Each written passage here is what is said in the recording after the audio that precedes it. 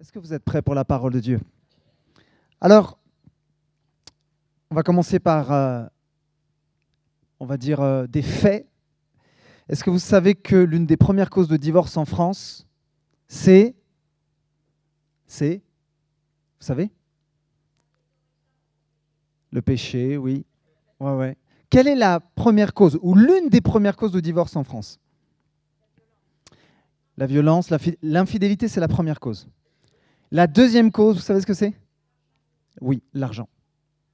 La deuxième cause de divorce en France, et je suppose aussi dans plusieurs parties du monde, c'est l'argent. Vous savez, quand on regarde à la parole de Dieu, à aucun moment, Dieu ou Jésus, dans son enseignement, dit que l'argent est mauvais. Mais c'est l'état d'esprit avec lequel on va l'utiliser qui peut être néfaste. L'apôtre Paul dira dans 1 Timothée 6,10 « Car l'amour de l'argent est racine de toutes sortes de maux. Pour s'y être abandonnés, certains se sont égarés très loin de la foi et se sont infligés beaucoup de tourments. » Une autre version dira « Plusieurs l'ont trop cherché.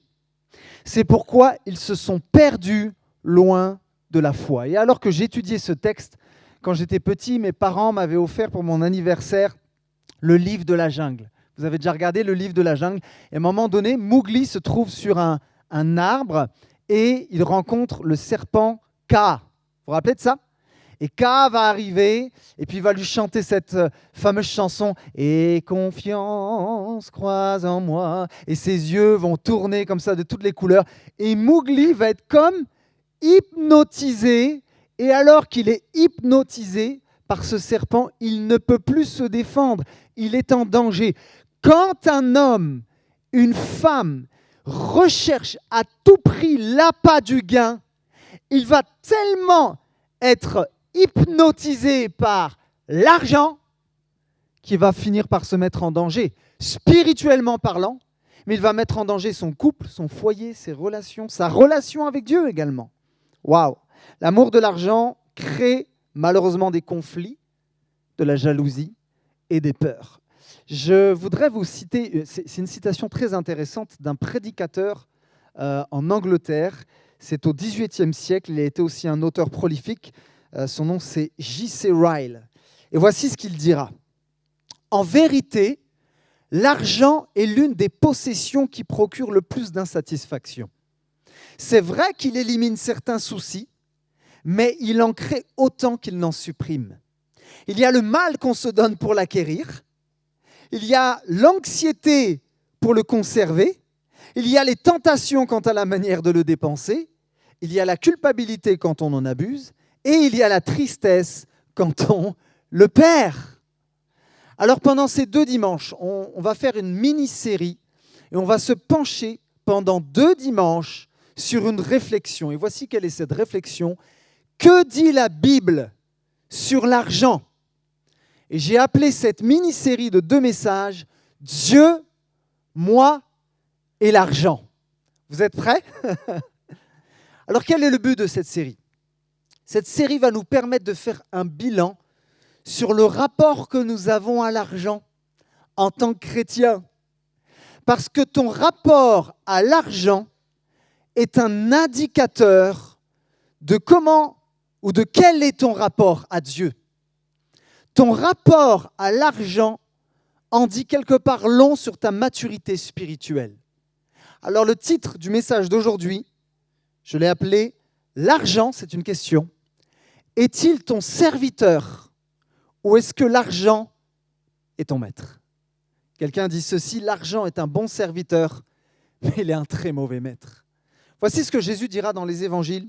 On est dans l'évangile de Luc, au chapitre 16, à partir du verset 13. Et Jésus va faire une déclaration très importante. Il dira « Nul serviteur ne peut servir de maître. Car ou il ira l'un et aimera l'autre, ou il s'attachera à l'un et méprisera l'autre. Vous ne pouvez servir Dieu et Mammon. » Ce que Jésus est en train de dire, c'est pas possible pour toi, c'est impossible de servir ces 2 maîtres à la fois. En fait, sur le trône de ton cœur, il n'y a de la place pour qu'un seul Dieu.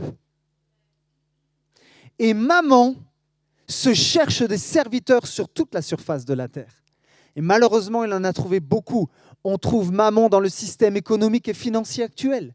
On trouve maman dans les banques. On trouve maman dans le système du sport.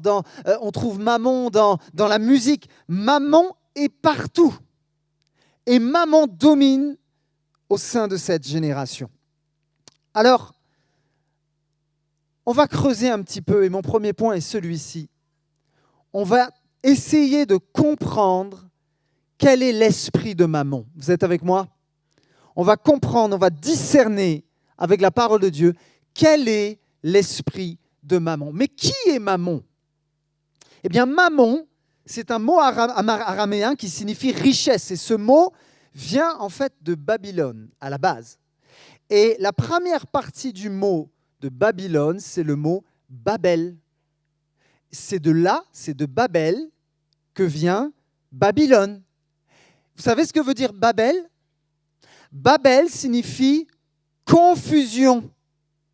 Parce que c'est à ce moment-là que les hommes qui ont essayé d'atteindre le ciel en bâtissant une tour par leur propre intelligence, par leur propre force, mais ils n'ont pas réussi, Dieu est venu, la Bible dit que Dieu est venu voir ce qui s'y passait, et il les a confondus, et c'est là qu'il y a eu diverses langues et qu'ils n'arrivaient plus à se comprendre. Babel signifie confusion. Et si on y ajoute le suffixe on signifie semer. Donc littéralement, le mot Babylone signifie semer dans la confusion. En fait, ce que la Bible nous fait comprendre, c'est que maman a son propre système de pensée. Et dans ce système de pensée, l'argent, le système financier, va prendre la place de Dieu. Au sens biblique du terme, maman est un esprit qui se repose sur l'argent. Voyez-vous, il y a deux moyens d'utiliser votre argent.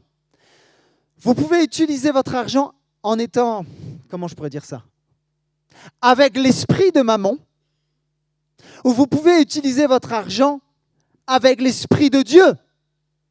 Et rappelez-vous ce que Jésus va dire, vous ne pouvez pas servir les deux maîtres. Soit tu sers Dieu, soit tu sers maman. Pourquoi Jésus dit cela? Parce que Jésus sait très bien que maman est littéralement opposée dans sa nature à Dieu. Exemple, l'esprit de Dieu nous rend libres, tandis que l'esprit de maman nous rend esclaves. L'esprit de Dieu nous donne la paix, tandis que l'esprit de maman produit la peur. L'esprit de maman crée l'insatisfaction, tandis que l'esprit de Dieu nous satisfait pleinement. Alors j'ai une question pour toi ce matin. Est-ce que tu restes satisfait quand ton ami reçoit une belle promotion au travail et que toi, ça fait des années que tu l'attends cette promotion, mais tu ne l'as pas? Restes-tu satisfait? Est-ce que tu restes satisfait quand ton voisin a pu acquérir la dernière voiture de sport que toi, tu aurais rêvé d'avoir? Quand on étudie les commandements dans l'Ancien Testament, il y en a 10. Saviez-vous quel est le 10e commandement? Le 10e commandement nous dit « Tu ne convoiteras pas ce que l'autre possède ». Et le terme grec traduit par convoiter dans la Bible, c'est le mot épituméo, qui signifie attacher son cœur à quelque chose. En fait, Dieu n'a aucun problème à ce que vous ayez des biens matériels. Dieu n'a aucun problème à ce que vous ayez une belle voiture ou une belle maison ou une belle situation financière. Il n'a aucun problème avec ça. Par contre, Dieu s'inquiète pour toi lorsque ce sont ces biens matériels qui te possèdent. Lorsque tu es plus attaché à ces biens qu'à ce Dieu vivant et vrai qui, par sa grâce, te donne ces biens, te permet d'avoir ces biens. Il y a une différence. Et vous savez, je crois que Maman a des amis. Maman a des amis. Le premier ami que maman a, c'est l'esprit d'orgueil. Vous savez pourquoi? Parce que l'orgueil dit, c'est bien que j'ai pu acquérir, je les ai gagnés par mes propres mérites. Je le mérite. Mais s'il y a l'esprit d'orgueil, et ça c'est quelque chose qu'on prêche très très très peu dans nos églises, il y a aussi l'esprit de pauvreté.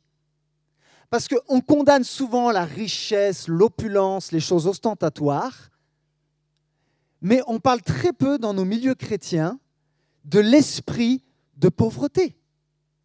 Et l'esprit de pauvreté dit, eh bien ces biens-là, ces choses-là, je ne devrais pas les avoir.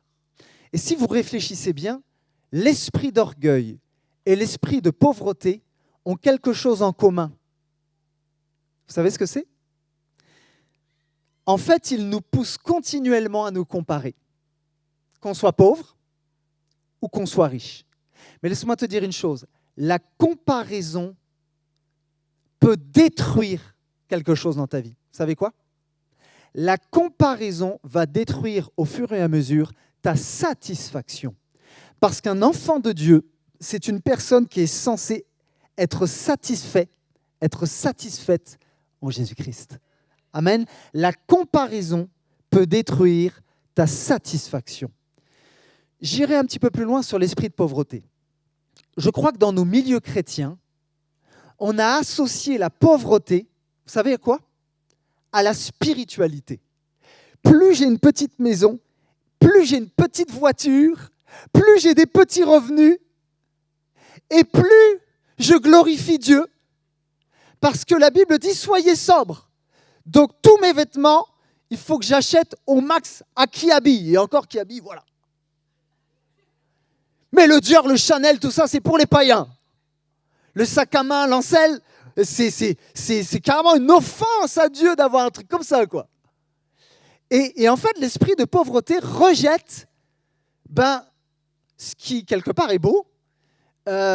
Et j'aimerais vous dire juste que les vêtements de marque, quelque part, j'ai compris ça, mais je referme la parenthèse, ça tient un peu plus que les vêtements qui n'ont pas de marque. Et j'ai compris ça, que parfois j'achetais vraiment des choses pas chères, mais je le mettais une fois ou deux, c'était complètement abîmé, tandis que j'achetais quelque chose, je ne sais pas, ça peut être un instrument de musique, ça peut être des vêtements, ça peut être autre chose de qualité, oui c'est un investissement, mais en fait ça dure beaucoup plus longtemps. Et du coup, sur le long terme, je fais presque des économies. Bon, je referme la parenthèse.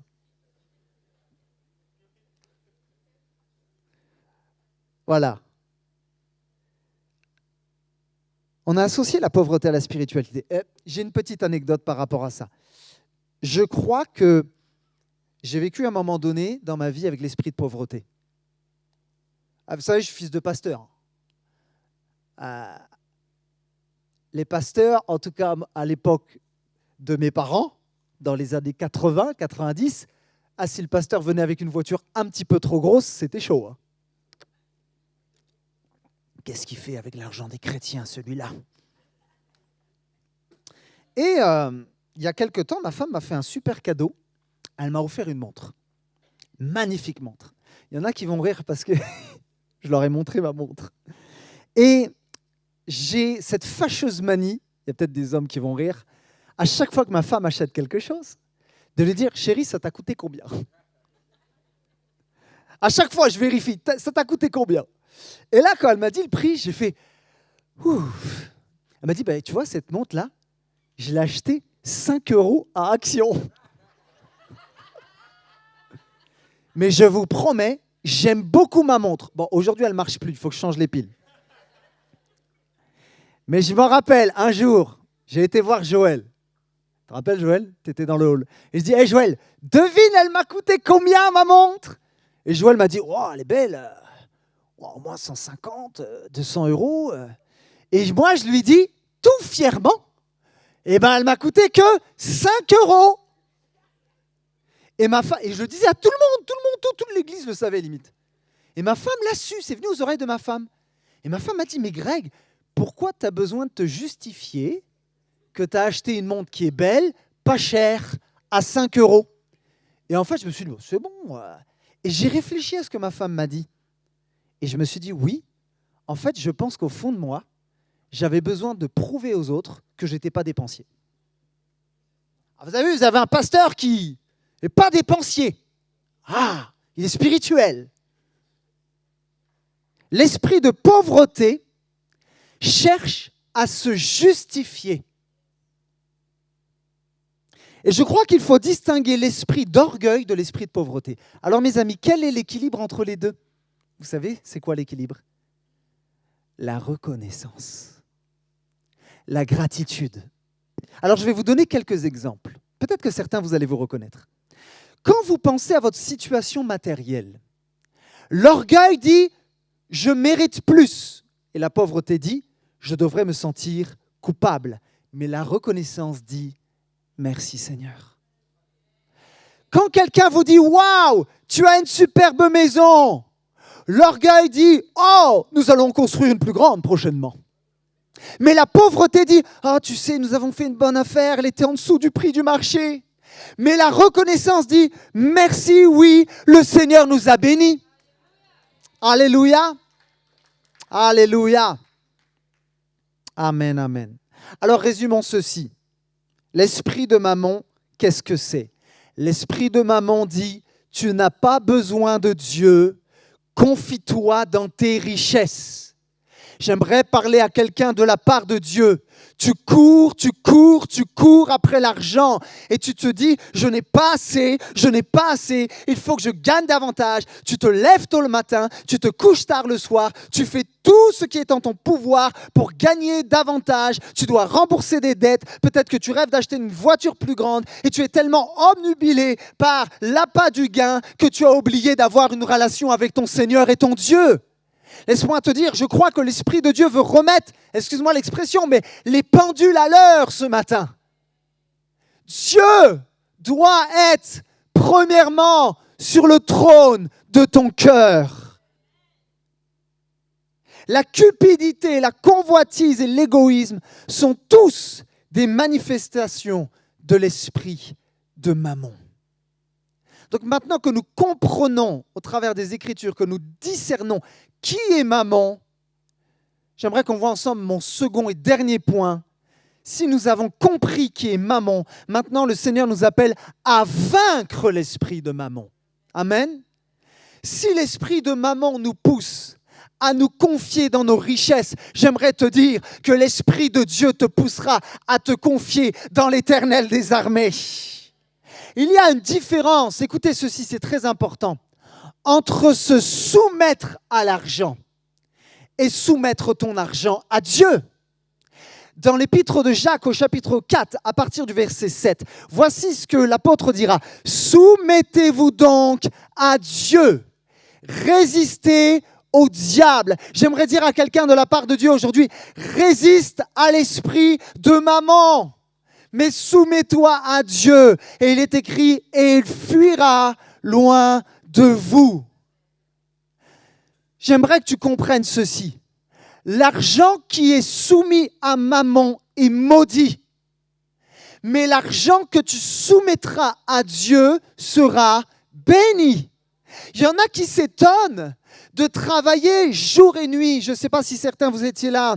Mardi soir, nos frères forains sont venus et on a vu la gloire de Dieu. Le Saint-Esprit était à l'œuvre. On est resté jusqu'à, je crois, 22h30 le soir. Et il y a un frère qui a témoigné en disant « Je travaillais comme un fou pour gagner de l'argent. Mais j'ai l'impression que plus je me confiais en Mammon et plus j'avais des dettes. Et à un moment donné, j'étais tellement découragé, j'en pouvais plus. J'ai dit « Seigneur, ça suffit. Maintenant, je vais me confier en toi.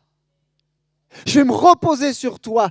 Tu vas siéger sur le trône de mon cœur. » Et à partir du moment où il a fait ça, bizarrement, il a commencé à rembourser ses dettes. Il y a eu de plus en plus de clients. Dieu lui a ouvert la porte et Dieu a multiplié les finances. Puisque Dieu ne peut pas bénir ce que tu ne lui soumets pas, ce que tu ne lui donnes pas. Waouh! C'est tellement fort comme principe en fait. Et voyez-vous, à 4 endroits différents du livre du Deutéronome, Dieu déclare à ceux qui lui obéissent, qui se soumettent à lui, qu'il bénira tout ce qu'ils entreprendront de leurs mains. Je n'ai pas le temps de lire tous ces versets, vous pourrez les lire à la maison. C'est dans le Deutéronome. Et à plusieurs reprises, je bénirai l'œuvre de tes mains. Je pourvoirai à tes besoins, mais une condition, si tu m'obéis, si tu me fais confiance. Alors j'aimerais vous donner une illustration concrète et que ce ne soit pas juste de la théorie et vous dire qu'encore aujourd'hui, Dieu est à l'œuvre. Et lorsque nous appliquons les principes du royaume de Dieu, eh bien, nous en voyons les bénéfices dans nos vies. Je ne sais pas si vous connaissez ce pasteur, il est aux États-Unis, je crois qu'il est au Texas, le pasteur Robert Morris. Et j'ai lu un livre qu'il a écrit il y a des années de cela qui s'appelle « Une vie bénie ». Et il parle de la générosité financière et des principes bibliques sur la générosité, sur la semence. Et d'ailleurs, on va développer ça un petit peu dans l'autre message. Et Robert Morris, vous savez, je crois qu'aujourd'hui, il a une église de 40 000 personnes aux États-Unis. C'est une des plus grandes églises aux États-Unis. Mais il a commencé en tant qu'évangéliste itinérant et il vivait par la foi. Donc, il n'était pas rémunéré par une église locale puisqu'il tournait aux États-Unis, un petit peu partout. Et il avait un salaire, je crois qu'au mois, il a commencé avec $800 par mois. Aux États-Unis, c'est ridicule. Mais Dieu était bon et Dieu pourvoyait. Et un jour, il est invité en mission dans une église et c'est la seule mission qu'il a dans le mois. Et lui, il se dit, mais Seigneur, c'est la seule mission, ça veut dire que c'est la seule rémunération. Et je me dis, comment je vais faire pour payer les factures, pour mettre l'essence dans la voiture, pour prendre soin de ma femme et mes enfants? Alors il prêche quand même de tout son cœur. Il annonce Jésus. Et à la fin de la réunion, le pasteur de l'église vient le voir et lui dit, frère Maurice, c'est incroyable, on n'a jamais récolté une offrande aussi grande dans notre église et on est vraiment content de vous bénir et de vous la donner. Tenez, que le Seigneur vous bénisse. Et lorsqu'il regarde le chèque, en fait, le chèque correspondait à ce qu'il avait besoin pour le mois entier. Ce n'est pas fini. Alors, on applaudit, mais je ne sais pas si vous allez applaudir après. Vous savez, le Saint-Esprit veut collaborer avec toi. Et le Saint-Esprit parle. Et il nous dirige. Et au moment où il reçoit le chèque, il est tout content, il bénit Dieu, mais ça ne dure pas longtemps. Quelques minutes plus tard, le Saint-Esprit vient parler à son cœur et il lui rappelle qu'il y avait un missionnaire qui était venu pendant la même soirée et ce missionnaire avait exposé ses défis et ses besoins. Et le Saint-Esprit dit littéralement à Robert Morris, « Tu vois le chèque que je t'ai donné? Eh bien, à ton tour, tu vas le donner dans sa totalité à ce missionnaire parce qu'il en a plus besoin que toi. » Et là, il commence à balbutier. Mais Seigneur, et il écrit dans son livre, c'est comme si j'étais un enfant, je me bouchais les oreilles. Vous savez, les enfants avec leurs frères et sœurs, des fois, ils font des blagues en disant « Je t'entends pas, tralalala ». Et bien, elle était comme ça avec le Saint-Esprit, « Je t'entends pas ».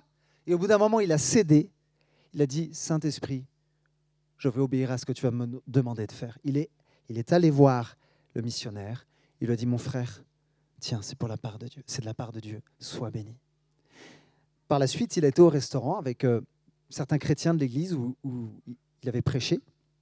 Et alors qu'il est assis et qu'il mange sa pizza, il y a un homme qu'il ne connaît pas trop, il avait vu peut-être une ou deux fois, qui s'approche de lui et qui lui dit Robert, t'as eu combien en offrande ce soir? Le truc super indiscret. Hein. Et là, dans sa tête, il se dit, mais pour qui il se prend? Et il est tellement déconcerté qu'il lui dit, j'ai eu ça, tant. Et comme si c'est pas assez, par-dessus le marché, il lui dit, Robert, montre-moi le chèque. Et le gars, il dit, mais il ne manque pas de toupet. Il se prend pour qui? Et il dit, je ne l'ai pas. Et là, il est mal à l'aise parce qu'il ne veut pas dire, je l'ai donné, moi je suis généreux. Vous savez, il y a un texte dans la Bible qui dit que ta main droite ne sache pas ce que ta main gauche fait, tout ça. Et il dit, c'est ma femme qui l'a. Donc il se met à mentir. Il dit, mais Seigneur, c'est pas possible, je vais mentir, quoi. C'est ma femme qui l'a. Et le gars lui dit, va voir ta femme. C'est pas possible. Donc il se lève dans le restaurant et il va voir sa femme qui discutait avec d'autres femmes. Et il fait semblant de parler à sa femme, puis il dit à sa femme, ça va chérie, ta pizza est bonne? Et sa femme le regarde d'une manière un peu dubitative, oui. Et puis il fait semblant, tatati. Et puis il revient voir le monsieur et dit, vous savez, ma femme l'a pas, on l'a déposé le chèque dans la voiture, qui a garé à des kilomètres du restaurant. Et le monsieur lui dit, Robert, le chèque n'est pas dans ta voiture. Moi, je suis à la place de Robert Maurice, je dis, mais comment c'est relou celui-là? Et ce monsieur lui dit, le Seigneur m'a révélé que le chèque n'était pas dans ta voiture, mais que tu l'as donné. Et le Seigneur, Robert, veut t'apprendre à donner afin que tu puisses l'enseigner au corps de Christ. Et le monsieur va sortir de sa poche un papier plié qu'il va remettre à l'évangéliste. Et lorsque Robert Maurice ouvre le chèque, le montant de ce chèque était 10 fois supérieur à la somme qu'il venait de donner 1 heure avant. Quel est le principe? Dieu ne peut pas bénir ce que tu ne lui donnes pas. Mais Dieu bénira les finances que tu lui soumettras. Alléluia. Alors, j'ai bientôt terminé. Voici un principe pour être béni. Qui veut être béni? Moi, je veux la bénédiction de Dieu dans ma vie.